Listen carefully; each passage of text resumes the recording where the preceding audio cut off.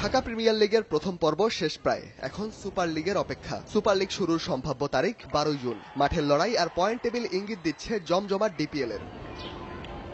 তবে এসব ছাপিয়ে বিপিএল এর প্রতিবারের মতো এবারও ক্রিকেটারদের পারিশ্রমিক বকেয়া রাখার গুঞ্জন চলছে। একাদশ রাউন্ড প্রায় শেষ হলেও অনেকেই বুঝে পায়নি তার প্রাপ্য অর্থ।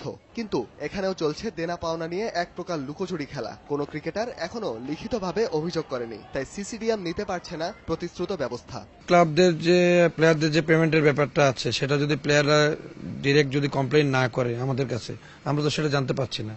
আমরা অলিখিতভাবে বা মৌখিকভাবে অনেকে বলছে, সেটা আমাদের কাছে আসতে হবে। আমাদের কাছে চিঠি আসলে, আমাদের কাছে যদি লিখিত কেউ কমপ্লেন করে, আমরা অবশ্যই ব্যাপারে দেখব।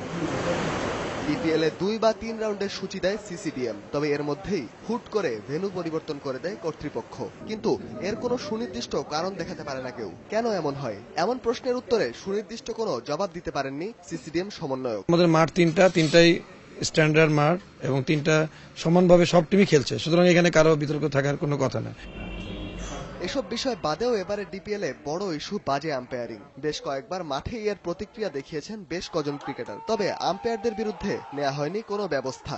এখানেও সিসিডিএম সমন্বয়ক অনর, লিখিত অভিযোগ ছাড়া নেওয়া যাবে না কোনো ব্যবস্থা। এখন পর্যন্ত আমাদের কোনো টিম এই পর্যন্ত আমাদের কোনো লিখিত কোনো অভিযোগ এখনো দেয়নি যে আম্পায়ার নিয়ে তাদের কোনো অভিযোগ আছে।